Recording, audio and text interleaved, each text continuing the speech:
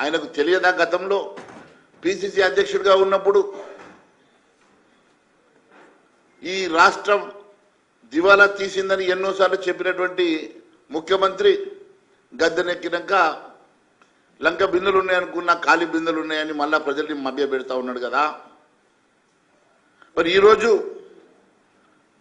కడుపు కట్టుకుంటే ఏడాది కడుపు కట్టుకుంటే 40,000 కోట్లు వస్తాయట. అయ్యా ఏడాది కడుపు కట్టుకుంటే 40,000 కోట్లు ఎడమ చేతో కడతా అంటున్నావు కదా.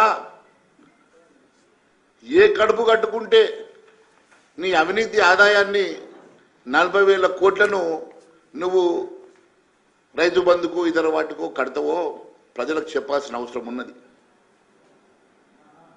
మాకు తెలిసిన రెవెన్యూస్ మీరు మొన్న బడ్జెట్ ప్రవేశపెట్టినప్పుడు కానీ ఓటాన్ అకౌంట్ రోజు కానీ ఈ రాష్ట్రానికి వచ్చే బడ్జెట్లో క్లారిటీ ఉన్నది.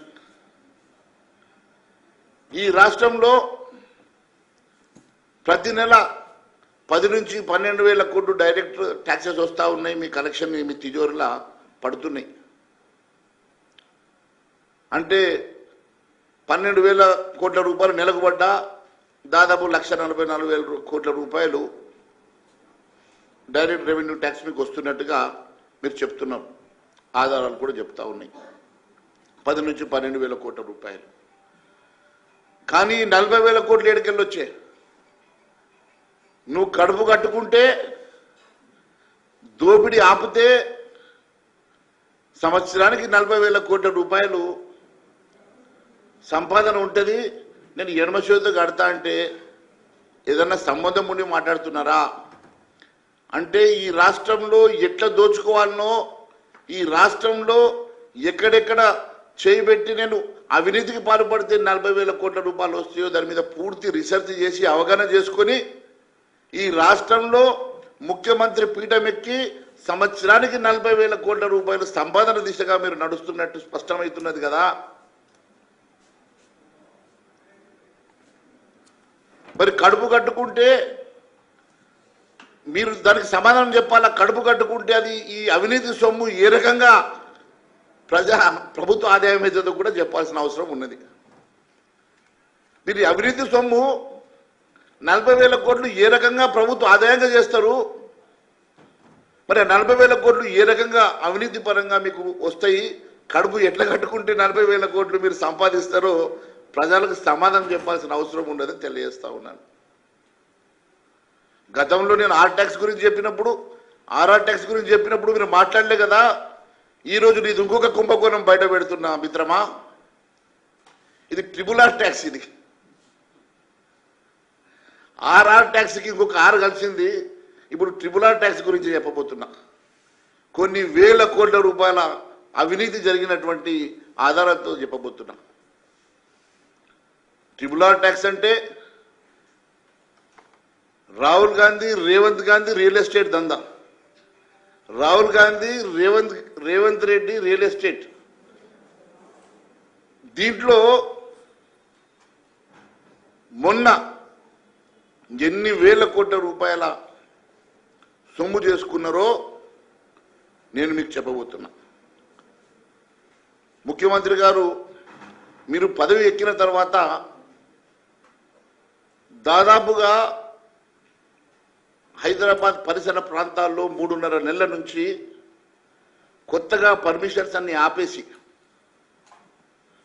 3.5 నెలలు అందరినీ ఇబ్బంది పెట్టిన తర్వాత ఈ 15-20 రోజుల నుంచి మీరు పర్మిషన్స్ ఇవ్వడానికి గల కారణం ఏందో ప్రజలకు చెప్పాల్సిన అవసరం ఉన్నది.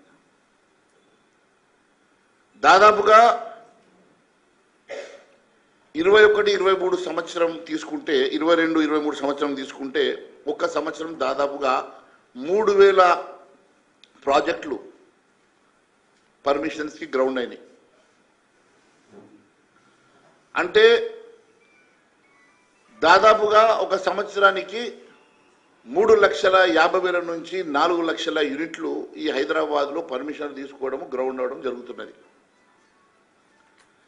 అంటే ఒక యూనిట్కి ఇండిపెండెంట్ హౌస్ అయితే 8-10 వేల స్క్వేర్ ఫీట్ ఉండొచ్చు, అపార్ట్మెంట్ అయితే 2,000 నుంచి 8-10 వేల స్క్వేర్ ఫీట్ ఉండవచ్చు. యావరేజ్గా 4-5 వేల స్క్వేర్ ఫీట్ తీసుకుందాం. సరే 4,000 స్క్వేర్ ఫీటే తీసుకుందాం. 4,000 స్క్వేర్ ఫీట్కి 1,00,000 యూనిట్లు తీసుకుంటే 40 కోట్లు. 3 లక్షల యూనిట్లు తీసుకుంటే 120 కోట్ల స్క్వేర్ ఫీట్ ఆఫ్ ఏరియా. 120 కోట్ల స్క్వేర్ ఫీట్ ఆఫ్ ఏరియా సంవత్సరంలో పర్మిషన్స్ మీరు ఇస్తా ఉన్నారు కదా. దాంట్లో కన్స్ట్రక్షన్ అయ్యి రిజిస్ట్రేషన్స్ అవుతా ఉన్నాయి. అది ఒక ప్రాసెస్, చైన్ ప్రాసెస్. అది మరి 3.5 నెలలు మీరు ఆపిన తర్వాత సడన్గా సెటిల్మెంట్ చేసేసుకొని నిన్నటి వరకు హైదరాబాద్ బ్రాండ్ ఇమేజ్ అని చాలా మంది పాపం పెద్ద పెద్ద బిల్డర్లు వచ్చారు. ఇప్పుడు హైదరాబాద్ బ్రాండ్ ఇమేజ్ సెటిల్మెంట్ల ఇమేజ్ అయిందట. హైదరాబాద్కి వచ్చే వాళ్ళంతా కూడా దూర ప్రాంతాల నుంచి వచ్చేటువంటి చాలా మంది బిల్డర్లు ఈ సెటిల్మెంట్ బ్రాండ్ తోటి హైదరాబాద్ అంటే సెటిల్మెంట్ బ్రాండ్ దగ్గరికి వెళ్ళాలంటే భయపడి వేల యూనిట్లు ఉన్నటువంటి ప్రాజెక్టులు కూడా ఈరోజు మందగిస్తూ ఉన్నాయి. దానికి కారణం మీ అసమర్థనో మీ వసూల్లో కాదని అడుగుతున్నా.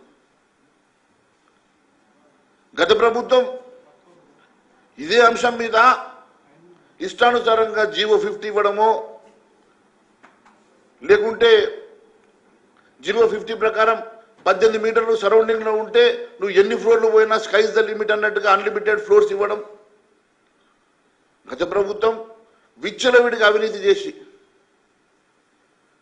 అప్పుడు వాళ్ళు విచ్చలవిడిగా డబ్బులు సంపాదించుకుంటే మరి నేనెందుకు సంపాదించుకోవద్దు అనుకున్నాడు.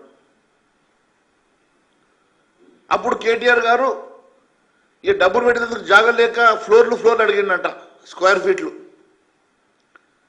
కేటీఆర్ గారేమో ఈ ప్రాంతంలో ఉన్నటువంటి బిల్డర్ల దగ్గర ఈ ఫ్లోర్ నాకు, ఆ ఫ్లోర్ నాకు, ఇన్ని స్క్వేర్ ఫీట్లు నాకని తీసుకుంటే మనోడు నాకు ఢిల్లీకి పంపేది ఉన్నది క్యాష్ అండ్ క్యారీ అన్నాడంట. నాకు అక్కడ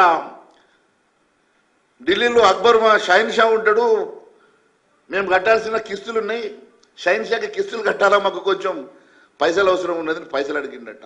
మరి దానికి పద్ధతి ఏంటంటే బెంగళూరులో ఇదే మాదిరిగా డీకే శివకుమార్ స్క్వేర్ ఫీట్కి 75 రూపాయలు తీసుకుంటున్నాడు. కాబట్టి నాకు 100 రూపాయలు కావాలా, నేను ఎందుకంటే అన్లిమిటెడ్ ఫ్లోర్స్ ఇస్తున్నా మీకు.